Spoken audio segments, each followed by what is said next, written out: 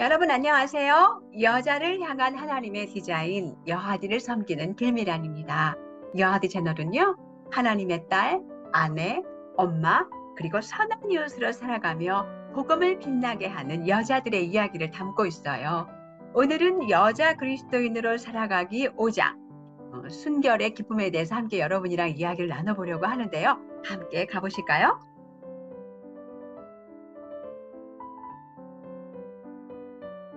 디도서 2장 3절에서 5절에 있는 이 말씀은 늙은 여자가 젊은 여자들에게 이제 가르치고 훌륭해야 되는 그런 내용들이라고 말씀하잖아요. 우리가 다르게 얘기하면 그리스도인 여자로서 어떻게 살아가야 되는지 이제 알려주시는 건데, 우리가 왜 여자 그리스도인으로 살아가야 되는 이유가 뭔가? 이 디도서 2장 전체를 살펴보면 세 가지 정도 이유가 나와요. 하나님의 말씀을 비방을 받지 않게 하려 합니다. 또 우리를 향한 비판이 사라지게 하려고, 또 우리를 대적하는 자로 하여금 부끄러워 우리를 악하다 할 것이 없게 하기 위해서, 또 복음에 끌리도록 범사의 우리 구주 하나님의 교훈을 빛나게 하려 함이라고 얘기하셨어요. 이 세 가지를 서머라이즈하면 복음의 증거를 드러내는 거예요. 그래서 하나님이 우리를 순결하도록, 이제 디도서 2장 3절에서 5절 말씀에 보면 순전하며라고 되어 있는데, 그 순전하며라는 것이 순결이에요. 영어로는 pure라고 이야기하고 있거든요. 그래서 하나님이 우리를 순결하도록 부르셨는데, 순결하도록 부르신 이유는 복음을 위해서 그렇게 하라는 이야기예요. 그 관점을 잊지 말고 오늘 시간을 함께 보내셨으면 좋겠어요. 먼저 순결에 대한 정의 한번 같이 얘기해 보려고 하는데요. 디도서 2장의 순결은 헬라어로 하그노스예요. 이 하그노스는 거룩하고 결백하고 순결한, 오염되지 않는 것을 예미해요. 어떤 성적인 예의 범절을 얘기하는 건데요. 어떤 비도덕적인 생각이나 말, 행동들을 피하는 거예요. 그리스도인 여성으로서 어쩌면 우리가 이제 이 땅에 살아가면서 어쩌면 가장 많이 영향을 받는 어떤 영역을 꼽아보라면 성에 대한 게 아닐까라는 생각이 들어요. 성에 대해서 세상이 수없이 많은 잘못된 정보들을 우리에게 이렇게 주고 또 그렇게 영향을 끼쳐왔잖아요. 그래서 오늘 우리가 세상이 말하는 어떤 성에 대한 관점이 아니라 성경적인 관점에서 이 성에 대해서 배우는 것이 굉장히 중요하고, 또 우리가 실천해야 될 것들이 있기 때문에, 그래서 여러분이 가지고 있는 또 부부 안에서의 어떤 성에 대한 관점이 이게 성격적인 관점을 가지고 있는가, 아니면은 문화의 영향을 받고 있지는 않은가, 또 혹 여러분이 혹시 성에 대한 부정적인 어떤 경험들이 성경적인 성의 어떤 관점들을 갖게 하는데 방해가 되지는 않는가, 한번 생각해 보시는 시간이 되셨으면 좋겠어요. 또 예전에 어떤 성적인 범죄나 또 성범죄를 당한 그런 일들 때문에 이것이 부정적으로 오늘날까지 영향을 끼쳐서 여러분의 삶을 좀 어려움을 겪게 한다면 이건 도움을 청하셔야 돼요. 남편과 이야기하고 또 성숙한 가정이나 또 목회자들에게 여러분이 좀 이야기를 나누셔서 성에 대해서 바른 관점을 갖는 것이 굉장히 중요하고요. 또 우리가 어떤 상황에 있든지 우리에게 정말 감사한 것은 하나님의 은혜가 미치지 못하는 곳이 없잖아요. 하나님은 우리의 구속자 하나님이시고 구세주이시기 때문에 십자가의 은혜의 복음 때문에 삶에 가장 아프고 그리고 힘든 경험이라 할지라도 하나님께서 그 이야기를 은혜의 이야기로 바꾸실 수 있어요. 그래서 이런 부분에도 소망을 가지시고 계속해서 살아가셨으면 좋겠고요. 먼저 우리가 이제 성경적인 관점에 대해서, 성에 대한 관점에 대해서 이야기를 시작해 보려고 합니다. 먼저 성은요, 하나님의 아이디어예요. 우리 남편의 생각이 아니라 하나님의 아이디어이고요. 하나님이 처음 성을 발명하셨어요. 창세기 2장 21절, 25절 말씀에 보면 하나님이 아담을 깊이 잠들게 하시고 그 갈빗대를 가지고 그리고 여자를 만드셔서 아담에게 데리고 오시고, 아담이 그 여자를 보고 내 뼈 중에 뼈요, 내 살 중에 살이라고 고백하고 그 여자와 함께 한 몸을 이루고 또 벌거벗어서나 부끄러워하지 않는다고 이야기하시잖아요. 그래서 하나님께서 여자와 남자를 성적인 창조물로 만드셨다는 거예요. 그렇게 하나님께서 만드셨고 하나님의 아이디어이기 때문에 하나님께서 에덴 동산에서 아담과 하와가 서로 사랑을 나누는 것을 보시고 눈살을 찌푸리지 않으셨다는 거죠. 왜냐하면 그게 하나님이 처음부터 가지신 생각이셨기 때문에 하나님이 성을 만드셨고 또 성적인 열망들을 우리에게 주셨어요. 그래서 우리가 성을 부끄러워하지 않아도 돼요. 그렇게 부끄러워하고 하지 않고 또 우리의 성적인 열망도 악한 것이 아닌 거죠. 나의 남편의 성적인 열망이 악한 것이 아니고 이것이 하나님이 우리에게 주신 거라는 거예요. 성경에서는 결혼 안에서의 사랑을 나누는 것에 대해서 응원하고 있어요. 이게 응원하고 있다는 것을 우리가 어떻게 알 수 있냐? 성경 안에 그 아가서 있잖아요. 솔로몬의 아가서가 이 성경의 정경 안에 들어있는데 이거는 결혼한 부부의 사랑 이야기예요. 그래서 이 이야기가 하나님이 얼마나 성을 귀하게 여기신다는 어떤 증거물이 될 수 있다는 거죠. 또 성은요, 결혼을 위해 만들어졌어요. 하나님이 성적인 이제 관계 안에서 한 가지 규칙을 정해 주셨는데 결혼 안에서만 가능하고 결혼 안에서만 신실하게 해줘야 된다는 거예요. 히브리서 13장 4절 말씀에 보면 모든 사람은 결혼을 귀히 여기고 침소를 더럽히지 않게 하라. 음행하는 자들과 간음하는 자들을 하나님이 심판하시리라. 어쩌면 굉장히 무섭게 경고하고 계세요. 또 성은 출산과 결혼 생활의 기쁨을 위해서 만들어졌어요. 창세기 1장에서 생육하고 번성하고 땅에 충만하라 이렇게 말씀하셨잖아요. 그래서 하나님이 부부가 한 몸을 이루어서 자녀를 출산하게 하셨고요. 또 아울러서 성은 기쁨을 목적으로 만들었어요. 성은 이제 결혼의 언약 안에서 즐기도록 하신 거거든요. 혹시 여러분이 최근에 이제 아가서를 읽은 지 오래되셨으면 한번 다시 읽어보셨으면 좋겠어요. 아가서의 8장은 사랑하는 두 사람이 함께 아름다운 시간을 보내는 이야기예요. 아내와 남편이 누리는 거리낌 없는 완벽한 기쁨. 이건 결혼한 부부에게 하나님께서 하나님의 어떤 마음과 의도를 사실 이제 이 아가서에서 적고 있는 거죠. 그래서 하나님이 성을 단지 그냥 자손을 번창하게 하려는 것에서만 만든 것이 아니라 결혼한 부부에게 기쁨을 주시기 위해서 만드셨다는 거예요. 하나님이 특별히 이제 사람의 어떤 성기관을 만드셨는데 여자의 몸에 있는 클리토리스 있잖아요. 그거는 성적 기쁨 외에는 다른 것에서는 아무 쓸데가 없는 기관이에요. 하나님이 이 작은 기관을 만드신 것은 성적인 기쁨을 주시기 위해서 만드신 거거든요. 사실은 이제 우리가 이제 이런 기관에 대해서 한 번도 감사해 본 적이 없죠. 하나님이 우리의 기쁨을 위해서 주신 선물임에도 불구하고. 그래서 시편 139편 1절 말씀에 다윗은 이렇게 하나님께 고백하고 있어요. 내가 주께 감사하옴은 나를 지으심이 심히 기묘하심이라. 주께서 하시는 일이 기이함을 내 영혼이 잘 아나이다. 사실 우리도 다윗처럼 하나님께서 우리에게 이렇게 우리의 몸을 만들어 주신 것에 대해서 기쁨을 위한 어떤 기관을 만들어 주신 것에 대해서 감사할 수 있어야 돼요. 그런데요, 사실 역사 속에서는 교회 역사를 살펴보면 성을 치부했던 시절이 있었어요. 많은 사람들이 어떻게 영적이면서 동시에 성적인 것을 즐길 수 있을지 그것은 굉장히 창피하고 두려운 일이고 혼돈스러운 일로 생각하셨단 말이에요. 그래서 그분들이 성관계를 부정하고 무시했고 결혼은 좋다고 하면서 성관계는 나쁘다고 생각했다는 거예요. 그런데 이것은 하나님의 의도가 아니에요. 하나님은 결혼 안에서 우리가 성을 즐기기를 원하세요. 오히려 성경은 부부의 성과 영성을 이렇게 하나가 되게 하셨다는 거예요. 그렇지 않았으면 아내와 남편의 관계를 그리스도와 교회의 연합으로 비유하지 않았다는 거죠. 그래서 보네트 브라이트라는 분이 뭐라고 말씀하셨냐면 남편과 함께 누운 침실에서 그를 만족시키면서 동시에 성령이 충만하게 하는 것은 성경을 가르치거나 사역할 때에 성령으로 충만해야 하는 것만큼이나 중요한 일이다.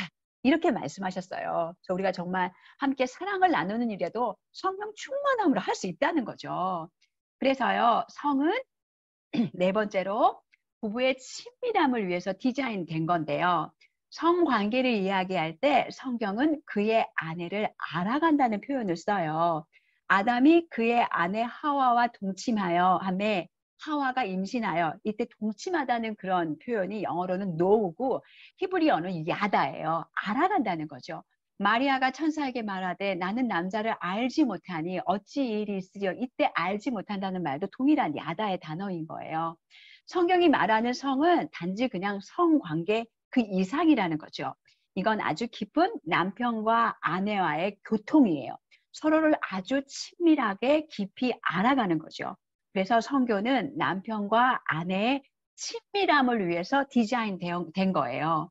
그래서 랜디 알콘이 뭐라고 말씀하셨냐면 하나님은 성적인 하나됨이 진정한 친밀함의 경험이 되도록 디자인하셨다. 이것은 구약에서 사용된 성적인 교류의 원래의 의미에서 발견할 수 있다. 히브리어의 야다는 안다라는 뜻이다. 야다는 두 사람 각자가 서로가 정말 누구인지 아는 것이다. 이것은 어떤 거리를 두거나 목적을 지니거나 학업을 통한 배움이 아니라 개인적인 친밀함으로 서로를 경험하면서 아는 것이다. 야다는 믿는 자와 하나님과의 사이의 관계에도 사용되는 언어이다. 결혼한 배우자를 성적인 것에서 안다는 것은 하나님과의 친밀감을 발전시키는 것과 유사한 것이다 라고 말씀하셨어요. 그러니까 굉장히 특별한 거예요. 그래서 여러분이 해가 지날수록 여러분의 남편과 함께 사랑을 나누고 교통하시면서 더 서로를 사랑하고 더 서로에게 의미가 있는 존재가 된다는 것을 경험하실 수 있을 거예요. 여기까지는 좀 성에 대해서 긍정적인 모습인데요. 성에 대한 부정적인 모습도 있어요. 5번째는 성이 죄로 인해서 오염되었다는 거예요. 사실은요, 우리가 이제 보통 정욕은 남자들만 있는 거야. 이렇게 생각하는 경향들이 있는데, 이거는 이제 오직 남자들의 문제만은 아니에요. 여자들도 정욕에 동일하게 적용돼요. 예외가 없어요. 여러분이 싱글이든지 결혼을 했든지 부자든지 가난하든지 행복한 결혼 생활을 하든지 불행한 결혼 생활을 하든지 아무도 이 유혹에서 벗어날 길이 없다는 거예요. 그래서 혹시 여러분이 이런 유혹을 접하거나 갈등이 생길 때 놀라지 말아야 되고 사실 이제 성경은 이런 가능성에 대해서 이야기를 하고 계세요. 야고보서 1장 13절에서 15절 말씀해 보면 각 사람이 시험을 받는 것은 자기의 욕심에 끌려서 미혹되는 거라고 이야기하고 계셔요. 그래서 사람마다 악한 열망이 있기 때문에 우리가 유혹을 받죠. 그래서 모든 사람에게 시험과 유혹이 있어요. 남자든지 여자든지 모두에게 이런 유혹이 있어요. 우리가 가끔씩 아주 유명하고 경건한 한 교회 지도자가 성적인 유혹에 빠졌다는 그런 일들로 이야기도 듣고 또 복음적인 어떤 아주 귀한 사람이 간음했다는 이야기들 정말 좀 비극적인 이야기들을 자주 들어요. 사실 이제 그 결과로 하나님의 말씀이 또 하나님의 교회가 되게 모욕적인 일을 당하는 일들을 가끔씩 경험을 하는데요. 사실 이제 이런 일들은 우리 자신도 스스로도 돌아보게 하는 거죠. 고린도전서 10장 12절 말씀에 선줄로 생각하는 자는 넘어질까 조심하라고 하기 때문에 우리 모두 다 여러분 나는 절대 아니야 이렇게 생각할지도 있지만 그럼에도 불구하고 우리 모두는 약한 존재이기 때문에 성적인 죄를 범할 가능성이 있다는 거예요. 그래서 정말 깨어 있어야 되는 거죠. 어떤 분이 그러셨어요. 성은 하나님이 인류에게 지우신 무거운 짐이다. 그런데 성관계는 결혼 안에서 정말 아름다운 거잖아요. 하나님이 지어주신 정말 아름다운 선물인데 하나님이 이렇게 우리에게 주신 아름다운 선물이 우리의 악한 정욕 때문에 망가뜨려 줄 수 있다는 거죠. 그래서 성경이 우리에게 순교를 요구하는 거예요. 우리가 하나님 앞에 정말 완전한 순교로 나아가는 여자들이 필요하고 오늘 처음 그 하그노스 그 정의처럼 거룩하고 결백하고 오염되지 않는 여성, 비도덕적인 생각이나 말이나 행동은 피하는 그런 여성들이 우리에게 필요하고 또 우리가 이렇게 순결에 자라가기 위해서는 하나님의 은혜가 필요하다는 이야기입니다. 그래서 주님이 우리를 모두 순결하도록 부르셨는데요. 엘리자베스 엘리엇이 이런 이야기를 했어요. 만약 영혼의 원수가 있다면 나는 이를 조금 더 의심하지 않는다. 그가 가장 싫어하는 것 중 하나가 순결을 지키려는 마음일 것이다. 그래서 원수는 남자나 여자의 욕정을 공격 목표로 삼는다. 그런데 영혼을 사랑하시는 분은 원수의 그런 공격을 막아주시지 않는다. 나는 그분이 그런 공격을 막아주셔야 한다고 생각했는데 그렇게 해주시지 않아 몹시 당황한 적이 있다. 그분은 우리가 우리의 무기를 사용하는 것을 배우기를 원한다. 이렇게 말씀하셨어요. 하나님은요, 우리의 죄와의 싸움을 차단하지 않으세요. 근데 그것보다 하나님께서 우리에게 무한한 은혜를 공급해 주셔서 그 하나님을 의지하면서 우리의 성적인 그런 유혹들을 물리치고 순결을 지키게 하신다는 거죠. 그래서 어떤 무한한 은혜를 우리에게 주셨냐? 사실 복음이 우리에게 가장 큰 놀라운 은혜잖아요. 그래서 우리가 순결에서 자라가게 하려면 어떻게 순결의 영역에서 자라갈 수 있을까? 사실 이것의 시작은 우리의 마음과 생각을 위의 것을 바라보는 것에서 고정해야 한다는 거예요. 골로새서 3장 1절에서 5절 말씀은요. 사실은 복음을 너희가 경험했고 복음을 알고 있기 때문에 너네가 이렇게 살아야 돼라는 말씀이에요. 그래서 골로새서 3장 1절 말씀에 뭐라고 되었냐면 그러므로 너희가 그리스도와 함께 다시 살리심을 받았으면 위의 것을 찾으라. 벌써 복음의 내용들을 우리에게 이야기하고 있잖아요. 우리 안에 모든 죄를 죽이는 것의 시작은 우리가 위의 것을 바라보는 것에서부터 그것을 고정하는 것에서부터 시작이 되는 건데요. 마음과 생각을 위의 것을 바라본다는 게 무슨 뜻인가? 마음과 생각이 위의 것을 바라본다는 것을 우리가 예수님의 삶과 죽음, 부활이 우리의 모든 깨끗하지 않은 생각과 마음과 정욕, 모든 성적인 죄들을 위해서 주님이 죽으시고 우리를 용서하셨다는 거, 예수님이 우리의 모든 성적인 죄에서 우리를 의롭게 하시고 우리가 순결하지도 않은데도 순결하게 보신다는 거예요. 그래서 마음과 생각을 위의 것들을 바라보고 고정시킨다는 것은 거기에서만 끝나는 것이 아니라 십자가의 죄사함과 의로움뿐만이 아니라 성령님을 우리에게 주셔서 우리를 변화시키시고 우리를 성화되게 하셔서 순결해서 자라갈 수 있도록 도와주신다는 것을 우리가 이제 붙잡는 거죠. 그래서 우리가 순결해서 자라가게 하는 것을 위해서는 복음을 기억하는 것보다 중요한 게 없어요. 이게 사실 그리스도께서 우리를 위해 행하신 일을 기억해야 그것이 동기가 돼서 내가 더욱더 그리스도를 닮아가는 거룩을 쫓고 싶은 마음들을 우리에게 주신다는 거죠. 그래서 우리가 이걸 매일 훈련해야 돼요. 내가 누구인지 기억하고 날마다 자신에게 복음을 전해가야 우리가 순결해서 첫 번째 자라가실 수 있는 거예요. 두 번째는요. 우리의 육체에 빌미를 제공하지 않는 거예요. 로마서 12장 13절 14절 말씀에 보면 밤이 깊고 낮이 가까웠으니 그러므로 우리가 어둠의 일을 벗어버리고 빛의 갑옷을 입자. 낮에와 같이 단정히 행하고 방탕하거나 술 취하지 말며 음란하거나 호색하지 말며 다투거나 시기하지 말고 오직 주 예수 그리스도로 옷 입고 정욕을 위하여 육신의 일을 도모하지 말라고 말씀하세요. 앞에서 우리가 우리 안에 악한 욕망이 거하고 있다는 걸 이야기했어요. 육체의 빌미를 제공하지 않는 것은 이 악한 욕망을 쌓아두지 않는 거예요. 악한 욕망에 대해서 우리가 안 돼! 라고 이렇게 말하는 거죠. 우리의 눈과 귀는 이렇게 죄가 침입하는 어떤 통로이기 때문에 우리가 읽는 거, 보는 거, 듣는 것을 잘 살펴보셔야 돼요. 불결한 생각을 하는 것을 읽는 거, 보는 거, 듣는 것은 이런 것들을 우리가 이제 허락하면 안 된다는 거죠. 그래서요, 욥은 스스로 자기가 하나님 앞에서 약속을 해요. 내가 내 눈과 약속하였으니 어찌 처녀에게 주목하랴. 이렇게 스스로 약속하고 다윗도 이렇게 얘기해요. 시편 101편 2절 3절에서 내가 완전한 마음으로 내 집안에서 행하리이다. 나는 비천한 것을 내 눈앞에 두지 아니할 것이요. 이렇게 다짐하는 거죠. 찰스 스펄전이 이렇게 얘기했어요. 우리 집에 무엇이 있는지가 참고의 나의 모습이다. 이렇게 말씀하셨는데 아마 이제 우리 모두에게 질문을 던져주시는 것 같아요. 나는 집에서 어떤 모습으로 살아가고 있는가? 다윗과 같이 집에서 완전한 마음으로 행할 마음이 있는가?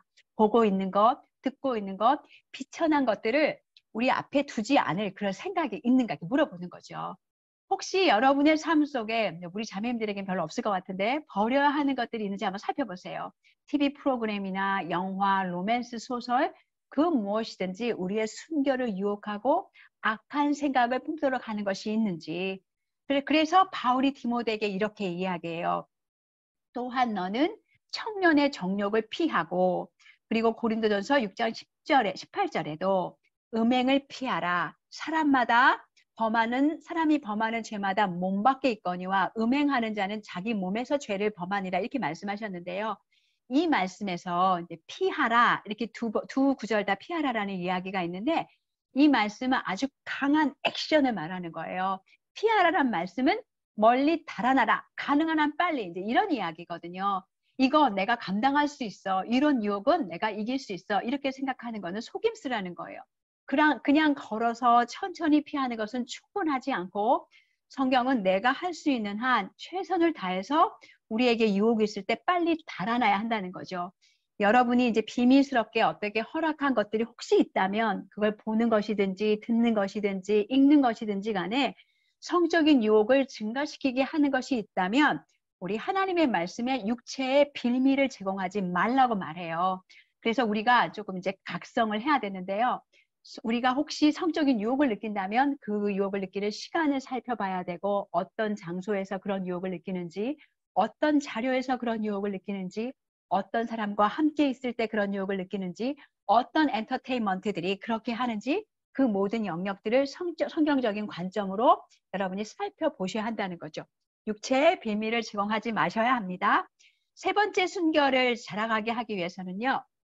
우리가 하나님의 말씀을 공부하고 묵상하고 암송해야 돼요. 정말 말씀이 매일매일 이 세상 속에서 우리가 수많이 듣고 있던 그런 이야기들 속에서 우리를 깨워주시고 바르게 잘 이렇게 인도해 주시잖아요. 시편 119편 9절 11절 말씀에 보면 청년이 무엇으로 그의 행실을 깨끗하게 하리까 주의 말씀만 지킬 따름이니이다. 정말 그래요. 우리가 주의 계명에서 떠나지 않고 범죄하지 않으려면 주의 말씀을 우리 마음에 두는 것 이외에는 방법이 없잖아요. 그래서 찰스 스펄전이 이렇게 얘기하셨어요. 경건한 삶을 살고자 하는 사람은 성경을 늘 열어두고 살아야 한다. 하나님의 말씀을 무시하면 정말 우리가 경건함으로 자라가는데 장애가 되죠. 그래서 여러분이 매일 말씀을 읽고 묵상하시고 또 때때로는 암송하시면서 자라가야 우리가 순결해서 자라갈 수 있고요. 또 네 번째는요. 정직해야 되고 상호 책임지는 것을 이용해야 한다는 거예요. 아담과 하와가 죄를 지은 다음에 어떻게 했을까요? 여러분 기억나시죠? 하나님께로부터 숨고 자신의 죄에 대해서 책임지려고 하지 않았어요. 죄 때문에 우리에게도 어쩌면 이제 동일한 갈등이 있어요. 자신의 죄를 책임지려 하지 않고 숨기려 하는 것은 아주 굉장히 위험한 거예요. 그래서 우리가 죄를 덮으려고 하면 순결해서 자라갈 수 없다는 거죠. 그래서 여러분이 어떤 부분에서 혹 어떤 성적인 부분에 대해서 유혹을 느낀다면 겸손하게 내가 유혹을 느끼는 당사자에게 이야기하는 거는 그건 정말 지혜롭지 않은 거예요. 그 사람이 아니라 지혜로운 사람들에게 가서 알맞는 사람에게 가서 도움을 청하셔야 돼요. 정직하게 도움을 청하셔야 되고 성적인 유혹이 해결될 때까지 이런 어려운 부분들을 이야기하고 기도를 부탁하고 이렇게 겸손하게 반응하셔야 하나님께서 겸손한 자에게 은혜를 주시고 또 이제 이렇게 순결함에서 자라가실 수 있도록 도와주실 거예요. 마지막으로 우리가 순결함에서 자라가려면요. 남편과 열정적인 여러분이 부부 생활을 추구하셔야 되는데요. 사실은 이제 성관계에 대해서 우리 부부가 서로를 잘 섬기기 위해서는 제일 좋은 방법은 두 분이 서로 대화하시는 거예요.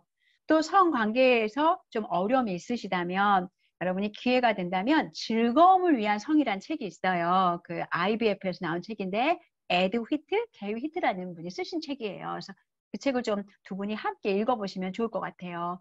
사실 저는 이제 여러분이 스스로 이제 오늘 제가 함께하는 이야기는 성경적인 어떤 원리에 대한 이야기인데요. 여러분이 이 원리들을 여러분의 남편과 어떻게 연관시켜서 실행할 수 있을지 이제 기도하시면서 생각해 보셔야 될 것 같아요. 남편하고도 이야기해 보셔야 될 것 같고. 먼저는요, 내어주기예요. 성경은 내 몸이 남편의 것이고 남편의 몸이 내 것이라고 이야기해요.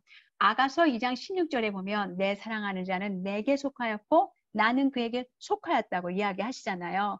또 고린도전서 7장 말씀에 보면 아내는 자기 몸을 주장하지 못하고 오직 그 남편이 하며 남편도 그와 같이 자기 몸을 주장하지 못한다 말씀하셨어요. F.F. 브루스는 뭐라고 말씀하셨냐면 결혼 서약은 자신의 몸의 권리를 포기하고 배우자가 그것을 주장하도록 주는 것이라고 이야기하셔요. 그래서 우리는 정말 완전하게 우리를 남편에게 내어 주어야 해요. 나는 남편에게 속했고 남편의 몸은 내게 속해 있어야 돼야 한다는 거죠. 사실 그래서 예약해야 되는 때가 없이 남편에게 주어야 되는데 성경에서는 이제 딱 한 가지 예외 조항이 있어요. 기도할 틈을 위해서 일정한 기간이 아니면 남편이 나를 건들지 못하게 하면 안 된다. 이제 이런 어떤 예외 조항이 있는데요. 사실은 이제 우리가 남편들에게 이제 거부하거나 좀 연기하거나 그럴 때 어떤 이유는 기도할 어떤 틈을 위해서 하는 것이 아니라 많은 변명의 거리들은 마음이 생기지 않아서 몸이 피곤해서 시간이 없어서 아이들이 깨어 있으니까 뭐 이제 여러 가지 이제 그런 이야기들이 이제 더 많이 있죠. 저도 단 한 번도 기도하고 금식하는 것 때문에 성관계를 피했다는 이야기를 들은 적이 없어요. 무드가 잡히지 않아서 머리가 아파서 피곤하기 때문에 이것을 이제 이런 것들은 이제 성경적으로 우리가 변명으로 받아들일 수 없는 거라는 거죠. 성경에서 말하는 변명은 딱 한 가지밖에 없어요. 그 다음에는요, 우리가 남편과 관계할 때 이제 주의를 기울여야 되는데요. 사실은 어떻게 우리가 남편과의 어떤 관계들을 통해서 남편을 축복할 수 있을지 생각하고 연구하셔야 돼요. 성관계를 하는 것에서 어떤 방해물이 있는지도 찾아내셔야 돼요. 어떨 때는 가장 많은 방해물은 우리의 루틴일 거예요. 어떤 부분에서 우리가 이제 삶을 좀 재조정해야 하는지, 그렇게 재조정해서 사랑하지 못할 만큼 피곤하지 않도록 이제 조금 여러분이 생각을 하셔야 한다는 거죠. 나 스케줄을 바꿔야 할 필요도 있고, 낮잠을 자야 될 수도 있다는 거예요. 그래서 시간이 필요한 일이지만 우리의 삶이 남편과 사랑을 나누는 일을 방해하지 않도록 여러분이 좀 이제 변화를 시켜야 한다는 거죠. 그 다음에 이제 남편과의 관계를 방해하는 것은 쓴 마음이에요. 쓴 마음보다 더 성욕을 감퇴시키는 것은 없다고 해요. 그래서 여러분이 쓴 마음을 갖고 있다면 우리가 이건 회개해야죠. 왜냐하면 주님이 아무 조건 없이 우리를 사랑하셨기 때문에 십자가의 나의 사랑은 나의 남편이 먼지인 줄을 알고 빨리빨리 용서하고 용납하고 서로 용서를 구하는 거잖아요. 그래서 여러분이 그런 쓴 마음을 가지고 있다면 회개해야 하고 성령님께서 여러분의 죄를 조명해 주시고 변화될 수 있도록 이제 도움을 좀 청하셔야죠. 그리고 아울러서 사랑을 하실 때 집중해야 돼요. 나 내일 저녁에 뭐 만들지? 오늘 아까 전화했더니 막 이런 걸 생각하고 아이들 생각하고 이렇게 하면 안 된다는 거죠. 우리 남편에게 모든 집중과 주의를 기울여야 되는데요. 엘리자베스 엘리엇이 이렇게 얘기했어요. 여성이 느끼는 성적 즐거움의 본질은 자신을 내주는 것이다. 기쁨을 주는 것과 받는 것 사이의 경계를 쉽게 구분할 수 없다는 것을 알게 될 것이다. 만일 먼저 준다면 반드시 받게 될 것이다. 이렇게 얘기해 주셨어요. 여러분이 집중하시고 먼저 내어주셔야 돼요. 그 다음에는 찬성하기인데요. 대부분의 남편들이요. 남편이 성관계를 즐거워하는 것처럼 우리 아내들도 관계하면서 기쁘고 즐거워하는 것을 즐거워한다는 것을 남편이 알면은요, 그것이 남편을 축복하는 것이 된다고 해요. 남편들은요, 자신들의 어떤 생물학적인 요구에 아내가 피곤하기 때문에 수동적으로 대하는 것보다 우리 아내들이 함께 사랑을 나누는 것을 기뻐하고 즐거워하고 갈망하기를 훨씬 원한다는 거죠.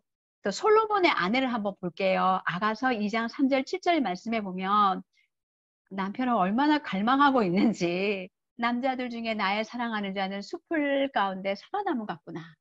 내가 그 그늘에 앉아서 심히 기뻐하였고 그 열매는 내 입에 달았도다. 내가 그 사람을 사랑함으로 병이 생겼다. 막 이렇게 얘기하면서 그냥 남편의 사랑을 갈망하고 있고 기뻐하고 있어요. 그래서 우리도 그래야 될 것 같아요. 남편과 사랑하는 것을 즐겨야 되고, 그리고 사실 이제 우리가 그 사랑하는 것을 통해서 하나님이 처음부터 만드셨을 때 우리에게 기쁨을 주시기 위해서 우리의 행복을 위해서 만들어 주셨기 때문에 우리가 기뻐하는 그 모습이 하나님께 영광을 돌릴 수 있다는 거죠. 어쩌면 어떤 분들은 글쎄 이건 나랑 상관이 없는 일인데 우리 남편이랑 별로 나는 사랑하는 일에 관심이 없는데 또 요즘에 섹스리스 부부들 굉장히 많이 있잖아요. 그런데 여러분이 결혼하기 전에는 어떠셨어요? 그때도 관심이 없으셨어요? 아마 그때는 그렇지 않으셨을 거예요. 아주 강렬하셨을 거예요. 그런데 더 이상 열정이 없다면 대체 무슨 일이 일어난 걸까? 어쩌면 여러분의 삶의 우선순위가 달라졌을 수도 있고요. 그리고 또 이제 이렇게 자꾸 이렇게 미루다 보니까 이게 매너리즘에 빠졌을 수도 있고 또 남편도 어쩌면 자존심이 자꾸 상하니까 요구하지 않으실 수도 있고 여러 가지 문제가 생겨 있을 수 있어요. 그래서 여러분이 결혼 전에는 남편을 많이 생각하고 보고 싶어 했는데 결혼하고 나서는 남편을 더욱더 그리워하지 않고 애틋해하지 않는다면 이건 아주 슬픈 일이잖아요. 그래서 우리의 두뇌가 우리의 성생활에 굉장히 많은 영향을 끼친다고 해요. 그래서 여러분이 여러분의 남편을 자꾸 생각하셔야 되고 또 고마워해야 되고 그렇게 해야 성적인 어떤 열정도 일어난다는 거죠. 그래서 여러분이 모르겠어요. 여러분 남편에 대해서 로맨틱하게 생각을 하시는지 남편이랑 사랑을 나누는 일은 경건한 일이고 아름다운 일이에요. 그래서 이런 이제 남편을 생각하는 일, 이런 일들을 사실 이런 훈련을 성경에서도 찾을 수 있는데 솔로몬의 아내가 그렇게 하고 있다는 거죠. 제가 이 성경을 쭉 보면서 이 보세요. 그 아가서 5장 10절에서 16절 말씀에 보면 내 사랑하는 자는 그 사람의 머리는 머리털은 눈은 뺨은 입술은 손은 몸은 다리는 생김새는 입을 이거를 다 생각하면서 그 전체가 사랑스럽구나 막 이렇게 얘기해요. 그리고 다른 사람한테 막 자랑해요. 예루살렘의 딸들아 이는 내 사랑하는 자요 나의 친구로다. 그래서 막 남편을 자랑하고 있잖아요. 너무너무 좋아가지고 이건 그냥 손잡고 있는 것에 이 정말 더한 표현인 거죠. 하나님이 우리에게 상상하는 어떤 것을 선물로 주셨고 또 우리가 우리 남편을 기뻐하고 즐거워하고 누리는 어떤 상상들을 할 수 있도록 선물을 주셨기 때문에 여러분이 결혼 전에 그런 상상을 하셨다면 지금도 계속 상상하셔야 돼요. 결혼 기간 내내 남편을 향한 그런 열망이 사그러들지 않도록 또 성적인 열망도 사그러지지 않도록 계속해서 연습할 필요가 있다는 거죠. 또 그 다음은요, 여러분이 적극적으로 행하셔야 되는데요. 우리가 사랑을 나눌 때 적극적으로 어떤 공격적으로 행동할 때 여러분의 남편이 여러분에게 아마 굉장히 기뻐하시고 감사하실 거예요. 사랑을 이끌어가는 것은 남편의 몫만이 아니라는 거죠. 아내도 그렇게 할 수 있어요. 솔로몬의 아가서를 보면 그들이 동일하게 공격적으로 적극적으로 사랑하는 것을 여러분이 아실 수 있을 거예요. 이제 이것이 사실은 우리에게도 사실은 진리죠. 우리에게도 같은 말인데요. 잠언 5장 18절에서 19절 보면 형제님들에게 이렇게 얘기해요. 내 샘으로 복되게 하라. 내가 젊어서 취한 아내를 즐거워하라. 이렇게 얘기하는데 이거는 그냥 형제에게만 이야기한 것이 아니라 아내들도 마찬가지죠. 너는 그의 품을 항상 족하게 여기고 그의 사랑을 항상 연모하라고 말씀하시잖아요. 그래서 여러분이 여러분의 남편을 연모하고 사랑하고 막 이러는 것들은 정말 하나님이 기뻐하시는 거예요. 그 다음은 우리가 이제 매력을 풍기는 건데요. 우리의 모습에서 매력을 느끼도록 남편에게 매력적으로 보이도록 이제 우리가 힘써야 되는데요. 우리의 남편이 내가 뭘 입기를 원하는지, 어떤 스타일을 좋아하는지, 어떤 남편은 살짝 화장한 얼굴을 좋아하고, 어떤 남편은 화장하지 않은 얼굴을 좋아하고, 남편마다 다 다르잖아요. 그러니까 여러분이 여러분의 남편을 존중하고, 우리의 육체의 모습도 매력적으로 보일 수 있게 신경 써야 한다는 거죠. 사실 우리가 결혼 전에는 외모에 굉장히 신경을 썼죠. 그러나 이제 결혼식과 끝남과 동시에 신경을 끄고 사는 사람들이 많아요. 그래서 우리가 이제 쉽지 않지만 그래도 이제 잘 외모를 가꾸실 수 있도록 여러분이 노력하셔야 되고 또 하나 정말 우리가 가꿔야 될 것은 내면의 아름다움이에요. 저는 이제 결혼한 지 30년이 다 돼 가는데요. 시간이 지날수록 어쩌면 저의 육체의 아름다움은 다 이렇게 쇠할 것이지만 그러나 성경은 뭐라고 말하냐면 우리의 육체의 아름다움은 쇠할 것이지만 우리의 마음에 숨은 사람을 하나님께 소망을 두고 하나님을 신뢰함으로 온유하고 안정된 심령에 썩지 않은 것으로 단장하면 그것이 우리 남편에게 너무나 매력적으로 보일 수 있다는 거죠. 그래서 육체적인 아름다움은 사라지지만 우리 안에 하나님을 신뢰함으로 그분을 향한 마음 때문에 남편을 사랑하고 온유하고 안정된 어떤 마음들을 가질 수 있다면 그게 더 훨씬 더 남편에게 아름답게 보일 수 있다는 거예요. 그래서 격려가 되죠. 내가 시들시들 한다고 매력적이지 보이지 않는 게 아니라 계속해서 여러분의 남편에게 여러분은 매력적으로 보이실 수 있어요. 그 다음엔요, 우리가 이제 모험적이 되는 건데요. 아마 매일 똑같은 메뉴에 그런 이제 저녁 식사를 남편에게 제공한다면 아무도 저녁 식사를 기대하지 않으실 거예요. 마찬가지라는 거예요. 매일 동일하게 냉랭한 성적 반응을 한다면 성은 매일 동일한 메뉴의 밥상과 너무 똑같은 그런 상황이 될 수 있다는 거죠. 그래서 매번 같은 방법이 되지 않도록 여러분이 생각하셔야 돼요. 시간도 다르게 하실 수도 있고 장소도 다르게 할 수 있고 새로운 것도 시도할 수도 있고 촛불도 켤 수도 있고 음악도 틀어놓을 수도 있고 뭐 그럴 수 있잖아요. 뭐 결혼기념일에는 호텔도 갈 수도 있고 참을성을 발휘해서 우리 남편에게 기쁨을 제공할 수 있어야 한다는 거죠. 내가 우리 남편과 열정적인 어떤 성관계를 추구해야 되고요. 그것이 정말 하나님께 영광이 되고 하나님을 높여드리는 거예요. 그래서 한 가지 이제 또 어쩌면은 여러분들 가운데 나는 열정이 있는데 남편이 없으신 분도 있을 수 있어요. 저희 교회도 이제 그런 일이 있으신 분들이 있었는데요. 그런 경우에는 어쩌면 이제 아내들에게는 이 남자가 나를 여자로 생각하지 않나.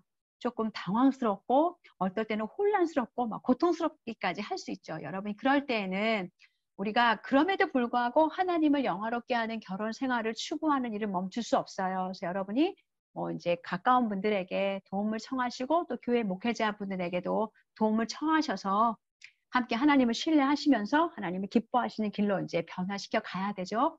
사실 제가 오늘 이 얘기를 나눴는데요. 이 이야기를 모든 여자들이 환영하지 않는다는 걸 알고 있어요. 그런데 여러분의 남편들은 우리 아내들이 꼭 들었으면 좋겠다라고 생각하실 거예요. 어쩌면 어린아이에게 지쳐서 남편과 사랑하는 일이 어려울 수도 있고요. 또 과거의 어떤 성적인 상처가 극복이 되지 않아서 현재 남편과 이제 어떤 사랑하는 일이 어려움을 겪으실 수도 있고 때때로는 변화를 시도하는 것도 나는 그런 능력도 없어. 너무 피곤해. 이렇게 생각하실 수 있고 그러나 이런 생각과 감정들은 우리 말씀에서 우리를 격려하는 것과는 어긋난다는 거예요. 그래서 여러분께서 하나님이 도와주실 거니까 주님을 의지하면서 남편과의 어떤 관계를 개선하시려고 노력하셨으면 좋겠습니다. 부부의 성은요, 하나님이 계획하신 것이고 하나님이 자기의 영광과 우리의 즐거움을 위해서 부부의 침실에 복주시기를 기뻐하신다는 거예요. 그래서 로버트 차라 케이폰 여러분이 아마 이제 책에서 읽어보셨는데요. 이렇게 얘기하셨어요. 침실은 가정의 심장이자 사랑의 경기장이요 생명의 텃밭이자 끊임없는 만남의 장소이다. 침실에서는 밤마다 용서와 다정한 말이 오가는 덕분에 그냥 성관계만 있는 게 아니죠. 침실 안에서 용서와 다정한 말이 오가야 되고 분노가 하루를 넘기는 법이 없어야 되고 습관적으로 입을 맞추고 의례적으로 엉덩이를 토닥거리는 행위가 큰 기쁨과 은혜가 넘치는 행위로 바뀐다는 거예요. 어떤 결혼이든 부부가 나누는 사랑의 행위는 가장 친근하고 오래된 일이요. 가장 먼저 나타나 가장 끝까지 하게 될 일이다. 부부가 나누는 사랑의 행위는 아무리 예찬해도 지나치지 않는다고 이야기하셨어요. 여러분의 어떤 이제 가정 안에서 이 하나님이 주신 어떤 성의 기쁨들은 마음껏 누리시고 즐기시고 그러시면서 두 분이 더 친밀하게 하나 된 것들을 누리시고 아울러서 이 부부가 함께 하시는 것을 통해서 여러분이 여러분 스스로도 어떤 성욕에 잘못된 성욕에서부터 보호하고 여러분의 남편도 잘 보호하실 수 있어요. 아마 이제 많은 분들이 기억하시겠지만 결혼 신학에서 존 파이퍼가 성교라는 무기를 사용해서 사탄의 머리를 밟아버리라고 이야기하셨거든요.